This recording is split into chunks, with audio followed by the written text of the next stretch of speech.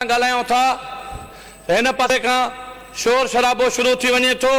हिननि खे मां इहो ॿुधाईंदो हलां थो त कॾहिं कॾहिं असां ते मुख़्तलिफ़ नाला बि रखनि था, कॾहिं असांखे कहिड़े नाले सां पुकारनि था, कॾहिं कहिड़े नाले सां पुकारनि था।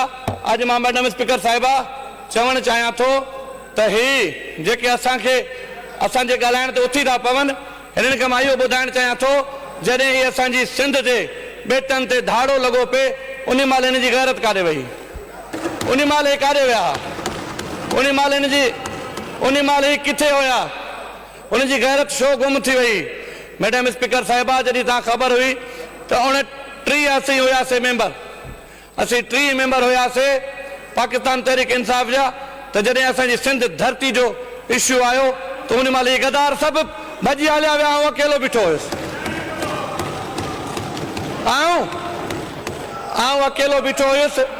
ही गदार सभु उन महिल भॼी हलिया विया, ही सभु उन महिल भॼी हलिया विया, ही पीठ ॾेखारे पुठी ॾेखारे भॻा हलिया विया। मैडम स्पीकर साहिबा हाणे हिननि खे मां कुझु ॿुधाईंदो हलां।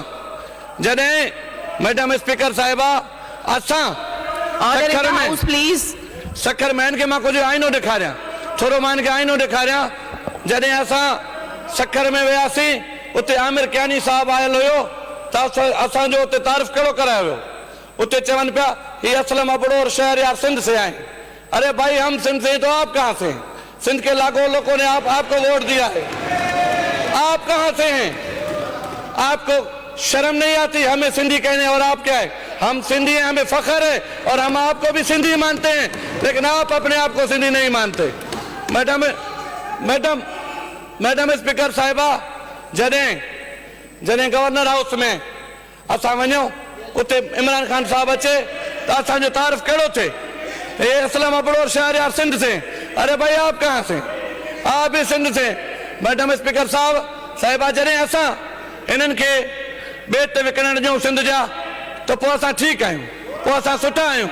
जेकॾहिं असां उन्हनि ते मज़म्मत कयूं, असां उन्हनि ते एहतजाज कयूं त पोइ असीं ख़राबु आहियूं, पोइ असां ते मुख़्तलिफ़ नाला।